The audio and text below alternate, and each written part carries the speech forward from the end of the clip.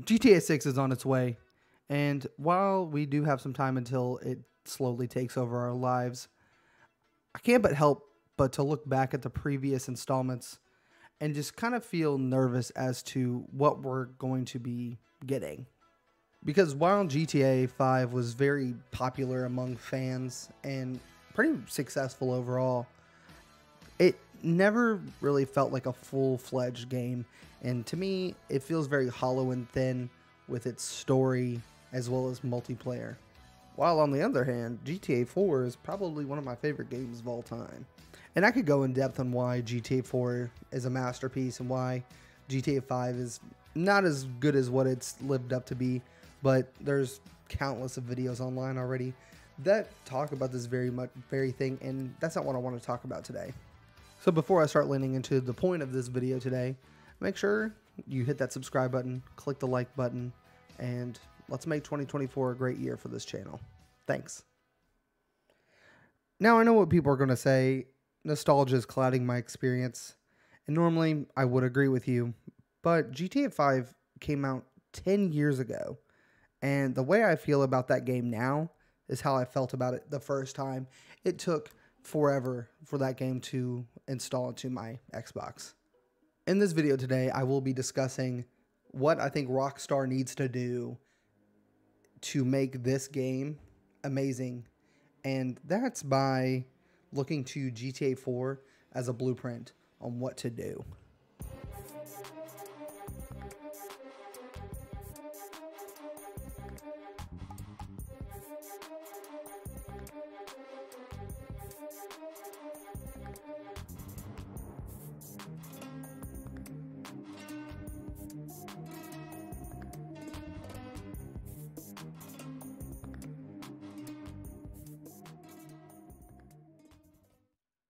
GTA 4 and 5 both tell stories about men stuck in a loop of crime. However, both of these games portray these stories in very such contrasts of each other. In GTA 4, we follow Niko Bellic, a Yugoslavian immigrant who is looking for the American dream, only to find out that the grass is not always greener on the other side, and that to make it in Liberty City, you will have to make tough decisions and deal with the unfortunate consequences. Nothing about this game, nothing about this story in general is happy-go-lucky.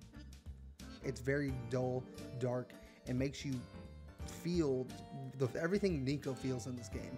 It feels like you're being dragged through the mud with Niko through this game, and every time you take one step forward, you're already 2 steps back with something else that's going on, whether it's Roman, any one of your friends that's getting dealt with, or any one of the various bad guys that's out to get you. But what makes this story so great is we get to be with Niko the entire time. We are getting to get that connection with him. We're getting to learn about him, what makes him, tick, makes him just a full developed character. Meanwhile, GTA 5 had tried to continue this depth that they did with Niko, but what they did was they tried to multiply it by 3, and what we got was not the same. Michael, Trevor, and Franklin are all great in their own right, but because we were given 3 separate stories to follow, we are not being able to get that time with each character and learn what their goals, wants, and needs are, and by doing that, you're not getting a fully developed character. Because you have Michael, a former robber who gave info on his criminal partners in exchange for safety, who gets into trouble basically out of boredom. You have Franklin, a regular dude who is barely just getting by and just wants to make it big, so he ends up getting tied up in Michael's midlife crime crisis. And then you have Trevor, a crazy guy and Michael's former criminal partner, who just wants to be crazy and cause chaos. And when he learns that Michael's alive and doing crime, he is mad but eventually joins him. In my opinion, Niko and Trevor are 2 completely different characters, and you could not make a full game with Trevor as a main protagonist. And that's due to the fact that he does not have any other depth than being a crazy character. I mean, GTA 5's layered story just lacked seriousness for me, and I never really felt like any of these characters were ever in danger in anything they were doing, and they also never really had anything against them other than things that they did on their own, biting them in their ass. It's like I'm looking at two different games here, and I'm gonna kind of use an analogy for like a movie. That's my thing also. But to me, GTA 4 is Taxi Driver, and then you have GTA 5, which is Fast and the Furious. If I'm wanting a great story that has grit, digs you in with a narrative with great character work, I'm going Taxi Driver. If I want to zone out and see characters just say some silly lines and drive fast cars, I'm going to go with the Vin Diesel movie. Baby all. I'm just playing. You better hide that big ass forehead. I was just joking. Whatever. The difference between these two is neither of them are a bad experience. I'm not saying Fast and the Furious 18 is bad, but what I'm saying is I can't experience Fast and the Furious 19 for 31 hours. It doesn't have the story. It doesn't have the character work. I'm going to get bored by these one-dimensional characters. From what we've seen, GTA 6 is going to follow a similar path as its predecessor and having two playable characters in Jason and Lucia. Lucia? I don't know. And while I'm not super excited they are taking this route again, I think they would be smart to follow how GTA 4 handled their DLC characters when dealing with this next installment. Because while GTA 4 had Nico running the ship, we were still treated with two DLC protagonists, and Johnny and Luis. Both characters were in the original story, but only played their part in the big story alongside Nico. And by doing this, they also got their own side story that was a whole arc where you, again, got to be with them the entire time and got to know that character. And then, going back and playing GTA 4, it felt a lot different whenever you were seeing these guys again, knowing what you knew about them. I think if Rockstar would have done what they did with GTA 5, if they did that with GTA 4, we would have had a very similar game, and Nico would have not been Nico. Now, I understand they're actively working on the story, and from what it seems like, we're going to be able to play as both of these characters from day one. I think that they should take some inspiration from GTA 4 when making this next game. And this is how you do it. Instead of being able to play Jason or Lucia at the same time with a cog wheel where you can flip between each character, they should implement A and B playthrough. Plot A was solely focused on Lucia and her story of getting out of jail and meeting back up with Jason and going from there. And then Plot B comes around and you get to play as Jason this time, and you get to see his side of the story, his perspective, and what he was up to.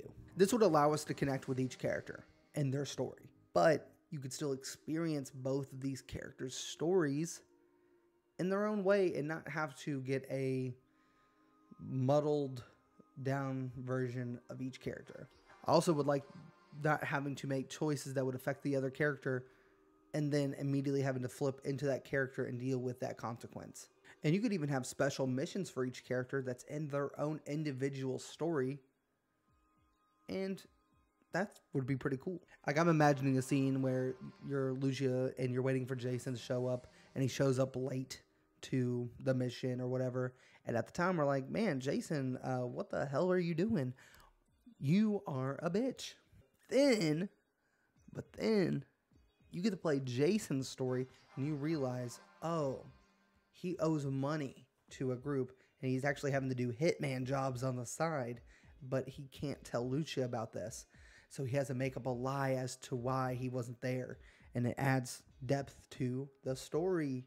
And you could have this tie in and add flavor, and it would just be cool. The next thing I want to cover is realism. Obviously, realism is never going to be 100% in a game, but the way you add that realism is by a little word I like to call immersion. Immersion brings you into a world, but you don't have to have things be realistic to bring you in and make it immersive. How do you think people play D&D for so long? But the way GTA 4 handles its immersion and realism makes it a standout among the whole series. The first time I played GTA 4, I skipped school and my parents never knew about this. I was hooked by how each car handled differently. I mean, that's the whole point of the game. That's what Grand Theft Auto means. Stealing and driving cars. I had spent at least an entire day going around the town, carjacking people based on just on a car, and I would drive over to the airport and just test drive the car by going as fast as I can, hitting the brakes, going full speed and hitting a turn, just seeing how each car worked, just to figure out what car would be the best car to have. I eventually learned that my favorite car was the PMP 600, just because it had a really big body that was good for like hitting other people's cars, but also it was decently fast. And I may have, bought the car in real life whenever I was an adult.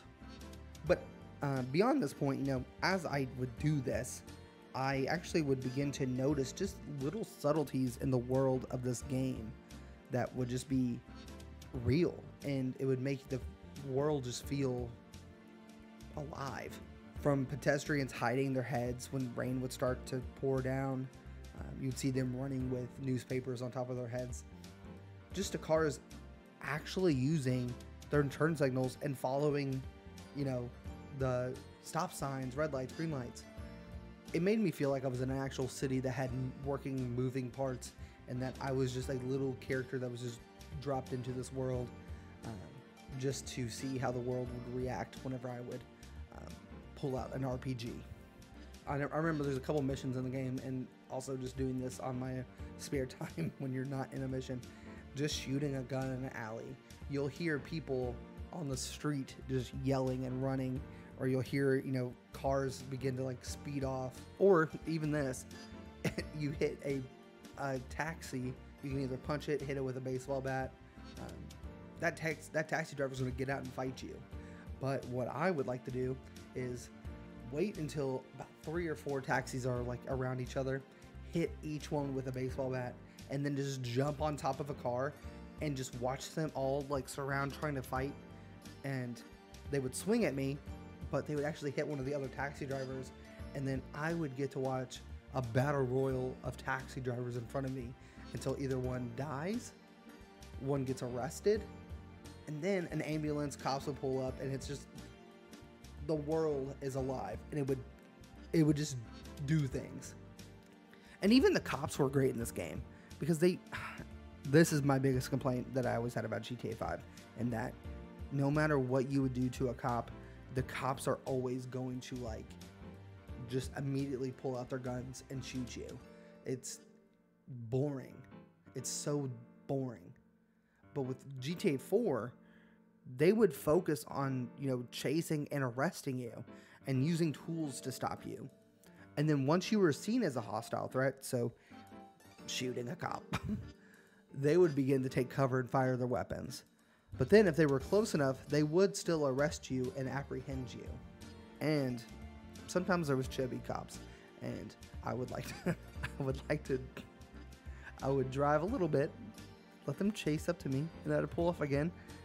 And I would just do this for 5 minutes until another cop that could actually get me would show up, and I would run away. There was variation, there was immersion, there was realism. GTA 4 is better than GTA 5. So, obviously, since GTA 4 had this realism though, maybe you think GTA 5 would have evolved on top of that, right? Now, I'm not saying that GTA 5's realism is not great. It's a beautiful world. It has, different landscapes, sites, landmarks to check out. But what it's lacking is immersion in that world. You can have an amazing world, but if it's not filled and working and moving and things aren't happening, what's the point? There are places in GTA 5 that should be filled with people during the day, but they're not. It's empty all the time. I always thought it would have been so cool to be flying over Los Santos and seeing that the Vinewood Bowl is packed for a concert, or the racetrack has races going on that you can bet on, or you could even go to the observatory and see that there was tourists from Liberty City or Vice City. Hell, You put a casino in your game, and you didn't even have the ability to put people in it. You don't even have the ability to go in it in the single player game. What was the point of putting it in your game? These places are empty and inaccessible, leaving you walking around, going from mission to mission, instead of taking in the world that you're set in and having side quests on top of the things that you're doing, immersing you in the world. It actually made me miss Roman. Oh, and also, even this. This is actually something GTA 4 didn't even add in their game. But San Andreas, it was like an RPG. Not really, but you could, based on what you did with CJ, it would change how he looked, how he handled things, and was immersive on that end. That's something that they didn't even bring over to the next game. So Rockstar, you're adding these cool features, and then you're not using them again. And that's why GTA 6 really needs to double down on realism and immersion. By again, not looking at the last game, but looking at the games before that. And sometimes before that. I want this game to feel like I was dropped into a world that has already existed and functions on its own. And now, again, I'm there to cause chaos and have it react to me. I need to see cops strategically planning to take me down and using tools to stop me if I am speeding down the road or if I'm hiding in a building. Add things like riot shields. You could have police officers that have riot shields. I actually don't remember if GTA 5 has this. I know GTA 4 does, but throwing the little spikes on the road, why not have that option there again? You know, like bring that back. It adds realism. Even having cops like planning to pull up next to you and like push you off the road just so you'll get off the road. Things like that. I just want to see the NPCs in the world have more character and not just be cannon fodder in the game. Because, I mean, we all seen the trailer now. There's characters and they are outside. You said we outside! They're just hooting and hollering, and I want to be able to fly over the city and see that happen. I want to see these places filled to the brim with people doing stuff, and I want to feel like I'm in this world, immersed, and I want it to feel real. Now, speaking of immersion, the last thing I do want to mention on this game for GTA 6 is, I think this is the biggest thing that they need to focus on, and that's the online multiplayer.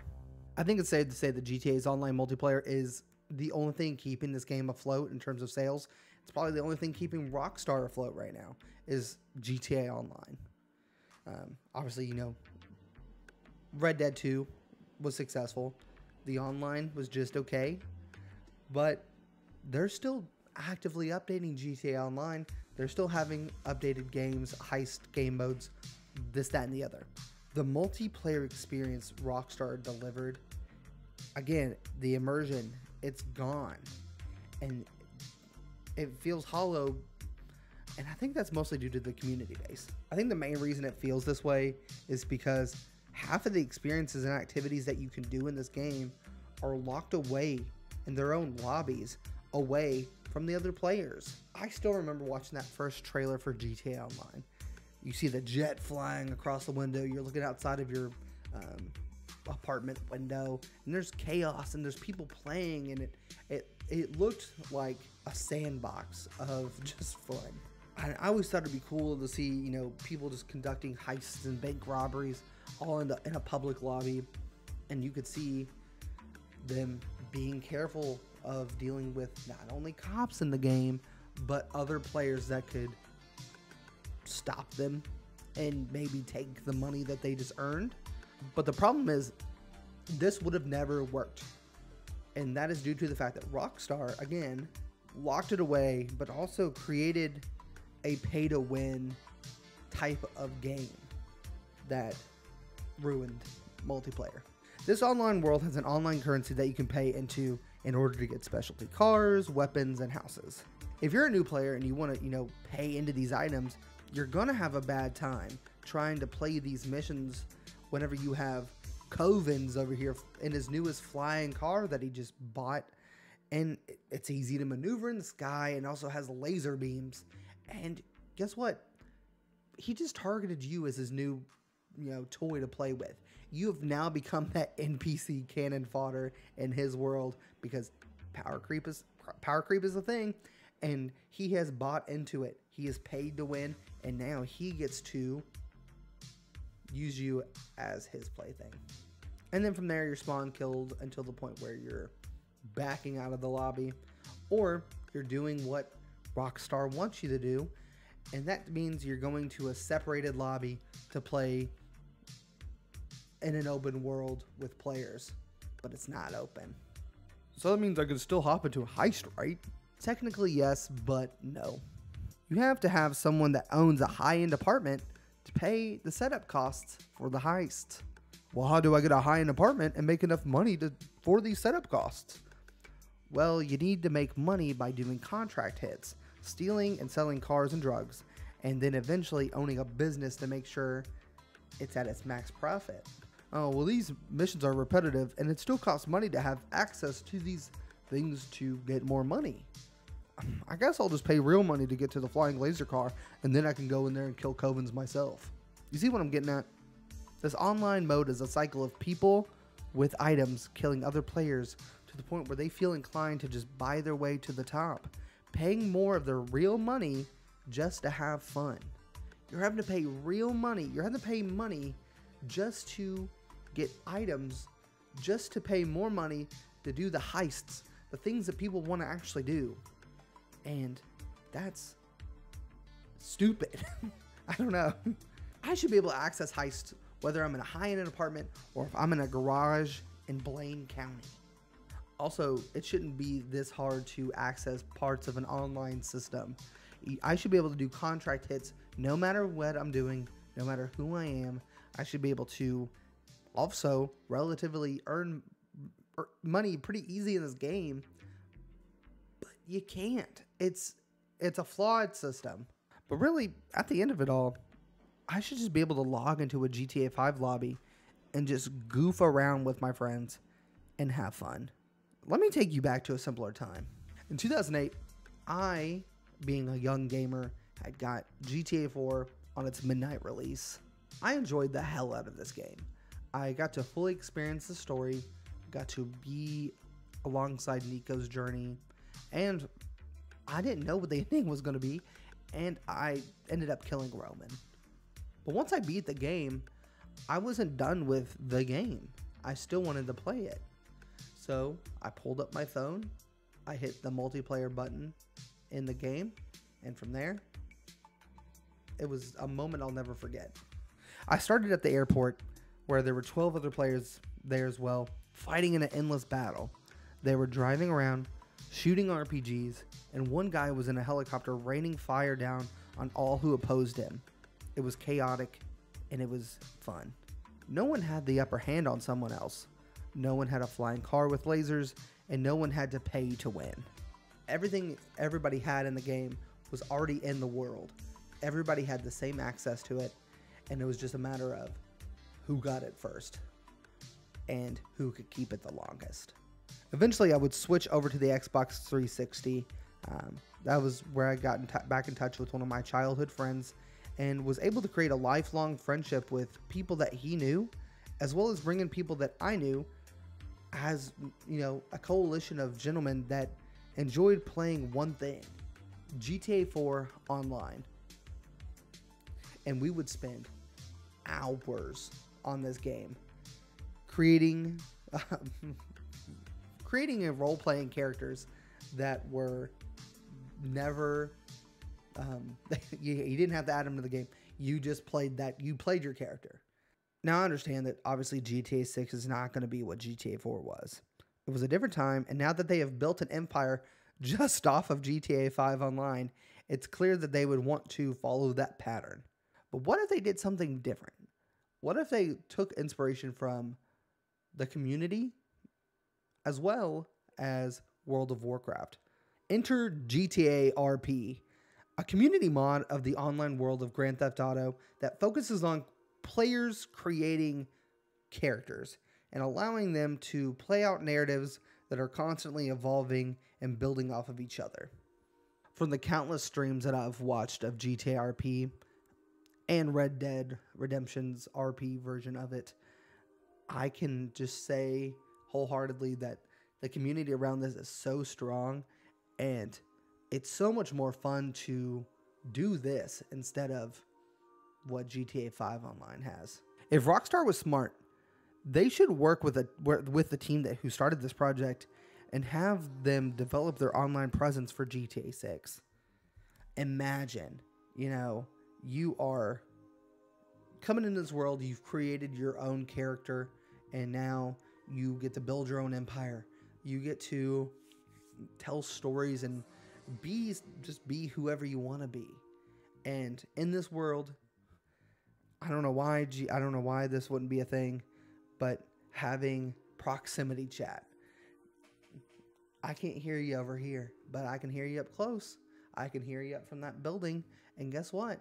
I've been planning to kill you, and I'm going to. Don't ever bring out that flying laser car at me ever again. And just like World of Warcraft, you can have people create characters for specific servers. So then when they want to play a character that they have created that's a bad guy, they're not loading up into a whole nother system, a whole nother world. They're loading back up into the same server they were already in, where people know this character. They've seen this character, and they may have interacted with this character. This keeps that continuity growing, and you can have multiple servers. You can have people have their own servers and bring their own servers. And for those people that are like me, who just want to play around with their friends and goof around in the city, you can have that classic mode like GTA 4, where it is, again, just the baseline game. Everything's in the game already, and you're just having fun with your friends. I think this allows everybody to have what they want in the game in a multiplayer experience, and it makes a better experience for everybody.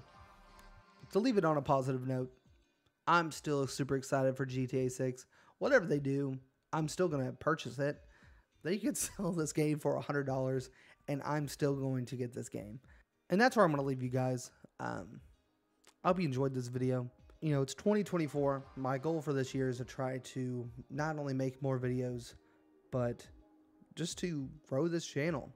I really would like to see this channel go, beyond 500 subscribers. I'd like to see 1,000 maybe. So if you like this video and you know somebody else who loves GTA, or they just love hearing somebody talk about just random things. I do movies. I talk about movie stuff. I talk about my last video. It was about Resident Evil and why I think Nemesis was not only a great boss, but he was the OG Dark Souls boss. If you just like that type of content, hit the subscribe button, hit the like button, and tell me what you think about GTA 6. Are you excited? Do you not care? Do you think I'm wrong about GTA 5? Let me know. Put it down there. And as always, I'm Timbo, and I just talked about that. Peace.